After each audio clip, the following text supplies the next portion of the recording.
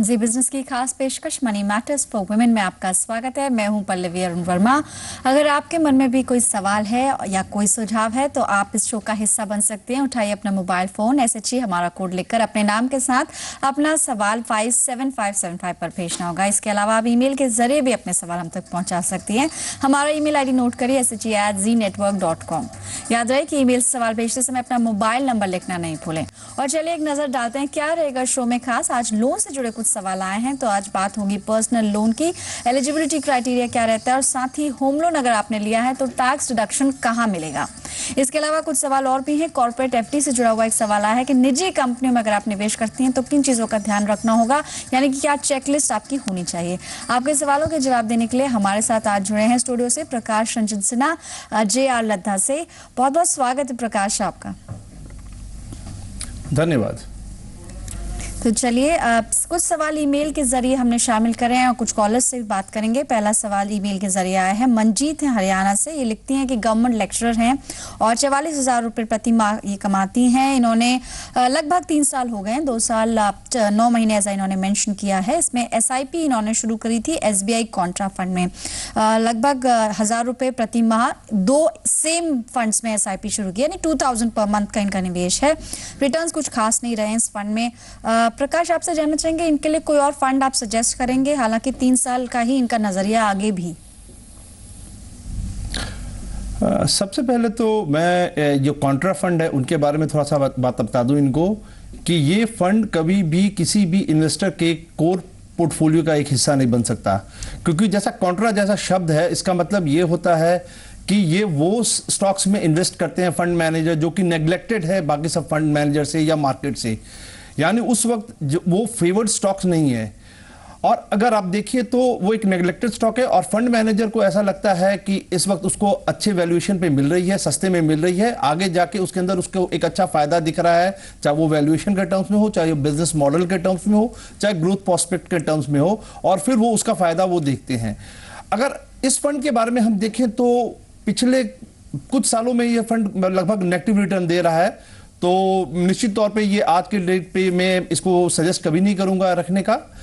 और दूसरी बात है कि अगर इनको शिफ्ट कर जाना चाहिए large cap diversified equity fund में, अगर ये शिफ्ट करें तो ज्यादा बेहतर होगा, क्योंकि ये फंड जो है ये ग्रोइंग इकोनॉमी या जब इन्वेस्टर का इंटरेस्ट होता है इक्विटी में या सेक्टर्स कुछ अच्छे प्रोस्पेक्टिव दिखते हैं तो ये बहुत अच्छा लगता है। आज के माहौल में अगर आप देखिए तो जितने भी फंड मैनेजर्स हैं वो थोड़ा सा डिफेंसिव प्ले कर रहे हैं, क्योंकि उनका जो मेन उद्देश्य होता है कि हम किसी तरह से बेंचमार्क से बेटर करें और उसके बाद कुछ अच्छा हम थोड़ा एक्सेस रिटर्न जनरेट करें। तो मेरा सुझाव इनको ये होगा कि फिलहाल शॉर्ट टर्म में तो मुझे इस फंड में कोई बहुत ज्यादा कुछ स्कोप दिख नहीं रहा है। ये बेटर होगा ये large cap diversified equity fund में मूव कर जाए तो बेहतर होगा। तो मंजीत कुछ फंड्स आपके सामने आप देख सकते हैं टेबल के थ्रू, रिटर्न्स भी उसके हमने ट्रैक किए हैं, लॉन्च से अब तक इस तरह के रिटर्न्स रहे हैं। प्रकाश एक बात और, इन्होंने मेल में ये भी मेंशन किया था कि ये नेक्स्ट 3 to 5 ईयर्स के बारे में सोच रहे हैं, तो क्या इक्विटी के लिए थोड़ा लंबा इनको नजरिया रखना चाहिए? देखिए अभी अगर हम पिछला 3 से 5 साल देखें तो वो बहुत ही खराब रहा है इक्विटी के लिए, इसमें कोई दो राय नहीं है। लेकिन एक बात ये भी सच है कि अगर लंबे अवधि की हम अगर देखें तो इक्विटी ही आपको अच्छा रिटर्न दे सकता है। तो आज के परिवेश में मैं बिल्कुल कहूंगा कि कम से कम 5 साल का होराइजन जरूर रखें।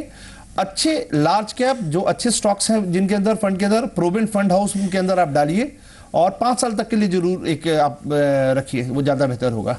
जी, तो कुछ फंड्स आपके सामने हैं, सजेस्ट किए हैं। मिड कैप कैटेगरी के भी कुछ फंड्स हैं, जैसे IDFC प्रीमियर इक्विटी 18% का रिटर्न इसने लगभग लॉन्च से अब तक लिया है, और साथ ही SBI इमर्जिंग बिजनेस है, इसका भी 21% का रिटर्न रहा है। हालांकि सिर्फ रिटर्न देखकर ही आपको आगे नहीं चलना है। SBI कॉन्ट्रा सिर्फ एक ही फंड अपने पोर्टफोलियो में शामिल किया है, इसलिए प्रकाश की तरफ से राय है कि आप कुछ और फंड्स की तरफ भी देखें और एक डाइवर्सिफाइड पोर्टफोलियो के लार्ज कैप में थोड़ा सा एक्सपोजर ले सकते हैं, साथ ही मिड कैप में भी, और अवधि भी थोड़ा बढ़ाने पर आप जोर दें। चलिए बढ़ते हैं आगे, एक और सवाल शामिल करते हैं। सुभद्रा है मुंबई से, इन्होंने लिखा है ईमेल के जरिए। ये लिखती हैं कि 23 साल इनकी उम्र है, 15,000 प्रति माह इनकी निवेश करना ये चाहती हैं, क्योंकि इन पर कोई लाइबिलिटीज नहीं है। सैलरी इनकी 15,000 है, लेकिन ऐसा ही लिखती हैं कि पूरी की पूरी सैलरी जो है ये इसमें निवेश कर सकती हैं। और साथ ही पोर्टफोलियो भी ये जानना चाहती है किस तरह से डिजाइन करें, और 10 लाख क्या ये जानना चाहती हैं कि क्या 3 साल की अवधि में 10 लाख का कॉर्पस जुटा पाएंगी। प्रकाश क्या कहेंगे आप? 3 लाख के समय में 10 लाख तो बिल्कुल नामुमकिन है। मैं आज के परिवेश को देखते हुए बोलूँगा, क्योंकि अगर जैसा कि बता रही हैं कि लगभग 15,000 ये पर मंथ इन्वेस्ट करेंगी, और मैं अगर 3 साल का भी पीरियड लूँ तो 10 लाख ग्रो करने के लिए लगभग 40-42% के हिसाब से एनुअलाइज ग्रोथ होनी चाहिए, जो कि बिल्कुल असंभव की तरह है। मेरी एक इनको सलाह होगी, क्योंकि इनकी उम्र बहुत कम है, 23 साल है, और जैसा कि ये बता रही हैं कि कोई लायबिलिटी भी नहीं है, तो ये 3 साल का क्यों एक होराइजन रख रही हैं। बेहतर होगा कि इक्विटी में इन्वेस्ट करें, उम्र इनकी कम है, और लंबे अवधि तक इन्वेस्ट रखे रहें, इक्विटी में भरोसा रखें और अच्छे फंड में करें जिसका प्रूवन ट्रैक रिकॉर्ड है। और वो बिल्कुल इनको आपको अगर 4-5 साल भी रखेंगी तो 10 लाख के आसपास इनका पैसा आ जाएगा, अगर 15% के हिसाब से भी मैं अगर देखूं तो। दूसरी एक चीज मैं जानना चाहूंगा, क्योंकि ये 10 लाख की बात कर रही हैं, मुझे चाहिए 3 साल में, अगर इनकी कोई एक फाइनेंशियल गोल है अगर, और तो दो यहाँ पे मैं इनको सुझाव देना चाहूंगा। पहला, या तो ये फाइनेंशियल गोल को अगर चाहें तो अपना एक्सटेंड कर सकती हैं 1-2 साल के लिए, यानी 3 की जगह 5 साल तक लेके चले जाएं। और अगर एक्सटेंड नहीं कर सकती हैं और इनके लिए एक रिजिडिटी है कि नहीं मुझे वो गोल मीट करनी ही है, तो मेरा सुझाव ये होगा कि आप पैसे को रिस्क ना करें इक्विटी में डाल के, और बेहतर होगा बैलेंस और डेट फंड में आप इन्वेस्ट करके आप अपना रिटर्न अच्छा ले। प्रकाश, वैसे सुभद्रा से वैसे बातचीत हमने करने की कोशिश की थी, ट्रैवल कर रही हैं इस वजह से फोन पर बात नहीं हो पाई, पर मेल में इन्होंने मेंशन किया है कि क्योंकि फर्स्ट टाइम इन्वेस्टर हैं, बहुत ज्यादा जानकारी नहीं रखती है म्यूचुअल फंड्स के बारे में, लेकिन इन्होंने एक इन्वेस्टमेंट अमाउंट सोच के रखा है, 15,000 रुपए हर महीने कर सकती हैं। गोल इतना क्लियर नहीं है इनका कि इन्हें 10 लाख ही चाहिए, हो सकता है उससे कम अमाउंट में भी शायद इनके लिए एक सेटिस्फैक्ट्री कॉर्पस बन जाए, लेकिन क्योंकि इनकी अवधि छोटी है 2 से 3 साल, ऐसे में 15,000 रुपए अगर ये करती है निवेश 3-4 साल के लिए, तो कितना कॉर्पस बन पाएगा? अगर मैं 15% के हिसाब से एक एनुअलाइज लूँ रेट, और मैं अगर ये 10 लाख का टारगेट, तो वो लगभग मैं 4 साल के मैं देखता हूँ तो लगभग 9.7 लाख आ जाएगा अगर 15% के हिसाब से मैं लूँ। बट अगेन यहाँ पे मैं थोड़ा सुझाव दूंगा कि आपको टाइम होराइजन कभी भी लिमिट नहीं करना चाहिए अनटिल अनलेस आपकी कोई एक स्पेसिफिक नीड हो, तो मैं ये इनको सुझाव दूंगा। सुभद्रा, देखिए प्रकाश ने भी आपको वही सजेस्ट किया है, क्योंकि एज आपकी साइड पर है, you are very young, 23 years जैसे आपने मेंशन किया था, तो वेल्थ क्रिएशन के लिए आपके पास बहुत सारा समय है, इसलिए निवेश की जो अवधि है 2 से 3 साल से ज्यादा बढ़ाने का सुझाव रहेगा एक्सपर्ट की तरफ से। आप 5 साल से ज्यादा निवेश कर सकती हैं, जितना ज्यादा आप अवधि अपनी लंबी रखेंगी, एवरेजिंग का फायदा उतना ज्यादा ही आपको रहेगा। कुछ फंड्स आपकी स्क्रीन पर आप देख सकती हैं, कुछ इसमें बॉन्ड फंड शामिल हैं, कुछ HDFC प्रूडेंस, HDFC बैलेंस जैसे फंड्स भी शामिल है। आपकी अवधि के ऊपर डिपेंड करेगा आप कितने समय के लिए अपना पैसा इसमें निवेश करना चाहेंगे म्यूचुअल फंड में, अदरवाइज लंबी अवधि के लिए एक बहुत बेहतरीन विकल्प हो सकता है। फिलहाल एक ब्रेक के लिए रुकेंगे, ब्रेक पर जाने से पहले बता दें आपका शो अब ट्विटर पर भी है, ट्विटर से जुड़कर आप सीधे एक्सपर्ट से सवाल पूछ सकती हैं। हमारा ट्विटर हैंडल नोट करिए MMW_Z business। चलिए फिलहाल कुछ मिनटों में वापस लौटेंगे और कुछ कॉलर्स से बात करेंगे।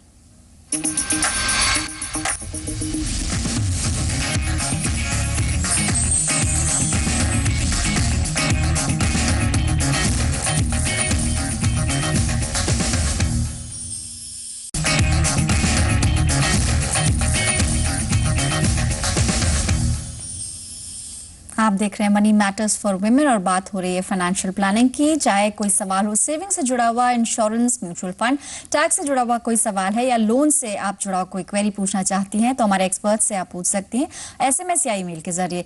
नोट करिए हमारी जो ईमेल ID है, साथ ही SMS करने के लिए SHE को हमारा कोड लेकर अपने नाम के साथ अपना सवाल 57575 पर भेजना होगा। याद रहे कि जब आप ईमेल से सवाल भेजते हैं तो अपना सवाल डिटेल में लिखें, साथ ही अपना फोन नंबर लिखना उसमें नहीं भूलें। चलिए बढ़ते हैं आगे, आज एक और सवाल शामिल करेंगे। फोन लाइन पर सपना है। सपना, बहुत बहुत स्वागत है आपका, बताइए एक्सपर्ट से क्या पूछना चाहती हैं। Hello, good evening. मैं स्वप्ना पंकज बोल रही हूँ मुंबई से। मेरा सेकंड होम का पोजीशन मैंने लिया है जो पूना में है जी। उसके लिए जो मैंने होम लोन लिया था उसके ऊपर 2 साल प्री कंस्ट्रक्शन इंटरेस्ट भर, क्या ये प्री कंस्ट्रक्शन इंटरेस्ट का IT बेनिफिट मुझे मिल सकता है? क्योंकि मुझे मेरा पहले घर का मुंबई का हाउसिंग लोन अब तक चल रहा है जी। तो ये सेकंड लोन है और सेकंड प्रॉपर्टी के ऊपर है। एक चीज सपना आपसे जानना चाहेंगे, जो आपकी ये सेकंड प्रॉपर्टी अभी अंडर कंस्ट्रक्शन है और कब तक पोजेशन मिलने की इसमें उम्मीद है? नहीं, मैंने फिलहाल उसका पोजीशन ले लिया है, 2 महीना पहला पोजीशन ले लिया है। ओके, लेकिन आपने जो इससे पहले यानी जो प्री कंस्ट्रक्शन पीरियड में जो आपने इंटरेस्ट भरा है उस पर आप जानना चाहते हैं क्लेम मिल पाएगा? हाँ, चलिए एक्सपर्ट से ही जानते हैं। मैं भर रही हूँ उसका प्री कंस्ट्रक्शन इंटरेस्ट, तो क्या उसका मुझे आईटी बेनिफिट मिल सकता है जो 20% फॉर 5 इयर्स रहता है? चलिए जानते हैं एक्सपर्ट से ही। प्रकाश, सपना के लिए आप क्या सलाह देंगे? पोजेशन ले चुकी हैं, जो इनकी दूसरी प्रॉपर्टी है जो पुणे में है, और ये फिलहाल मुंबई में अपने सेल्फ ऑक्यूपाइड है। जिनका पहला लोन है वो अपने घर के लिए है, और दूसरा फिलहाल अभी कंस्ट्रक्शन खत्म हुआ है, 2 महीने पहले ये पोजेशन इसका मिल चुका है इन्हें। ऐसे में क्या प्रोविजंस हैं टैक्स के अंदर? बिल्कुल, इनको बिल्कुल उसमें ये मिल सकता है, और एज पर टैक्स रूल्स आप अगर प्री कंस्ट्रक्शन में जो भी आप देते हैं इंटरेस्ट, जो आपका डिडक्शन होता है आपका जो लोन पे, तो वो आपको 20% के हिसाब से 5 साल में आप इक्वल इंस्टॉलमेंट में आप उसका टैक्स बेनिफिट ले सकते हैं। तो वो अलाउड है इनके इसके अंदर। दूसरी बात, मैं इनको एक चीज़ और बताना चाहूँगा कि एक ये जो पहले वाले घर में जब रह रही हैं उसका शायद अगर लोन चल रहा है और दूसरा वाला घर का भी लोन है, तो ये प्रिंसिपल अमाउंट में दोनों लोन का मिलाकर 1 लाख तक का बेनिफिट ले सकती हैं 80C में।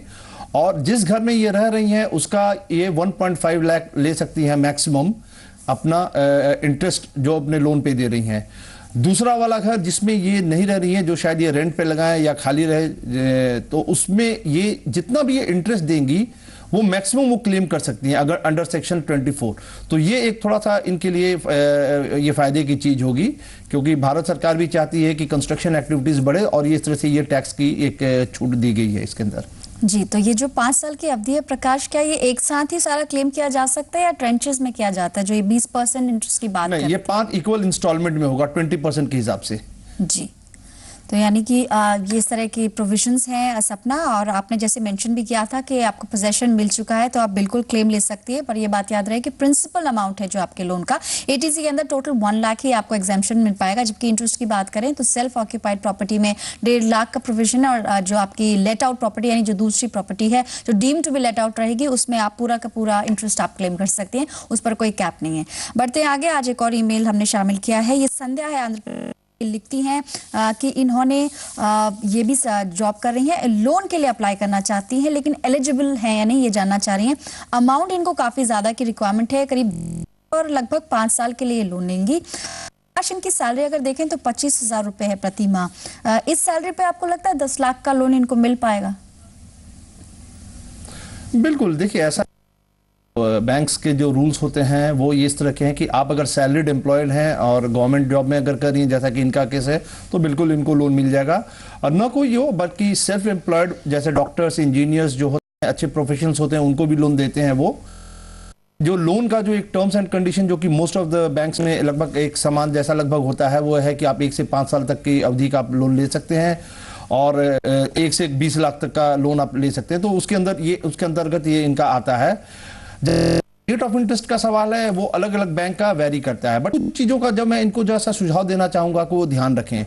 पहली चीज, लोन आप तभी लें जब आपको बहुत जरूरी हो, क्योंकि देखिए आज के हालत में अगर आप लोन पे इंटरेस्ट दे रहे हैं और आपकी सेविंग है और उस पर आप रिटर्न आपको कम हो रहा है, आपकी आउटफ्लो हो रही है, तो पहली चीज आपको ये ध्यान देनी पड़ेगी कि आप कितने इंटरेस्ट पे दे रहे हैं।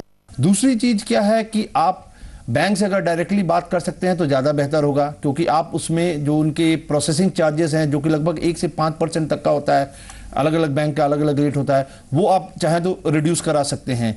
प्री क्लोजर कोई चार्जेस है क्या नहीं, उसको भी आपको दे होगा। तो ये सब बातों का इनको ध्यान देना पड़ेगा। जी, कैलकुलेटर के जरिए थोड़ा सा इनकी ईएमआई निकालने की कोशिश करी है। 25,000 इनकी प्रति माह सैलरी है। ऐसे में 50% भी अगर ये ईएमआई देते हैं 15% के इंटरेस्ट पे, तो लगभग 12,000 रुपए इनको एज ईएमआई देना पड़ेगा 5 लाख के पर्सनल लोन के लिए, अगर ये 5 साल के लिए अप्लाई करती हैं। कुछ और सवाल भी शामिल करेंगे प्रकाश, लेकिन फिलहाल आपको बता दें कि ट्विटर पर भी आप हमारे शो से जुड़ सकती हैं, और ट्विटर का हमारा हैंडल लिखिए MMW_Z business। ट्विटर से जुड़ के आप एक्सपर्ट से सीधे सवाल भी पहुंचा सकती हैं, डायरेक्ट मैसेज छोड़ सकती हैं, और अगले शो में हम उसको शामिल करेंगे। चलिए फिलहाल एक ब्रेक लेंगे, जल्द लौटेंगे कुछ और सवालों के साथ।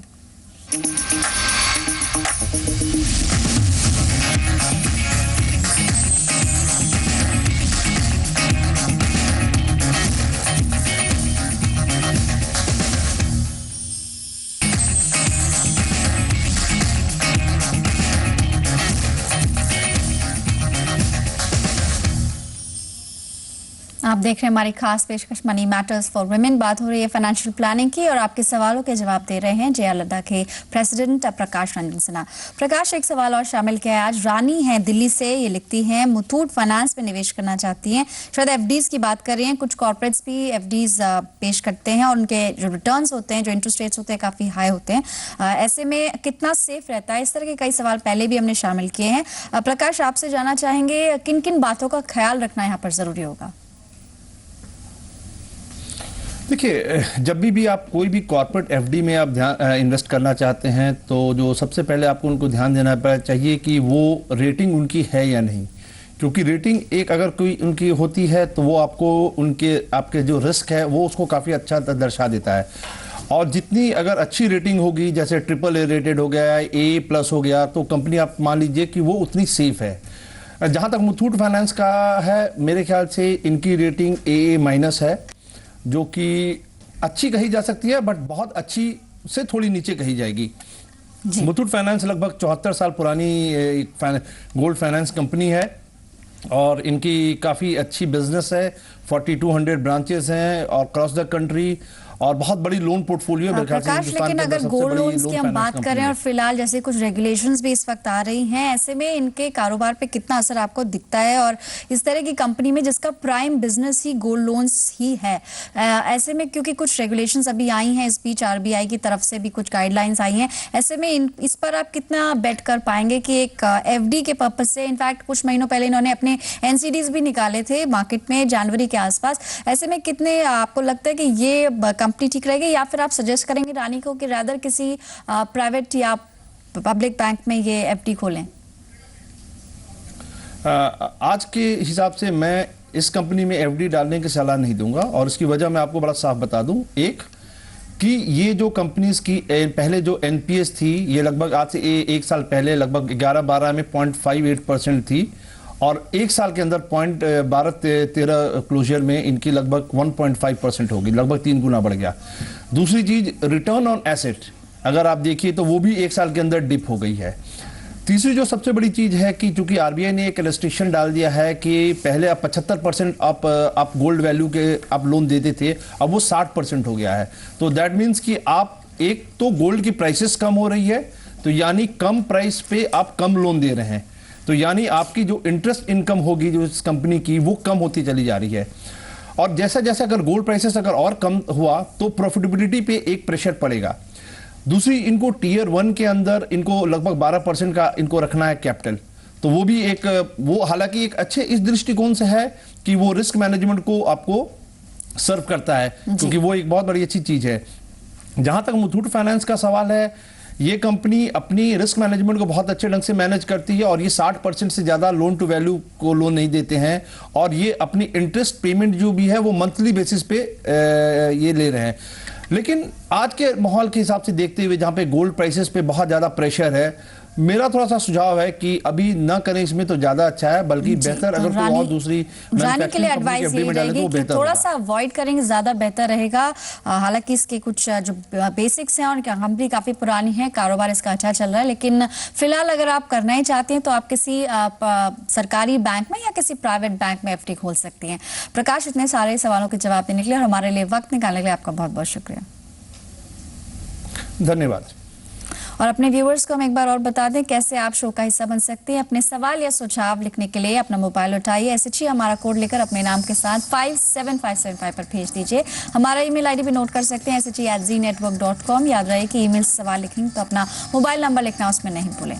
और ट्विटर से भी आप अपने सवाल एक्सपर्ट तक पहुंचा सकती हैं। ट्विटर हैंडल नोट करिए, MMW_Z business। ट्विटर से जुड़कर एक्सपर्ट से सीधे सवाल कर सकती हैं और वो सवाल हम अगले शो में शामिल करेंगे। फिलहाल हमें दीजिए इजाजत, नमस्कार।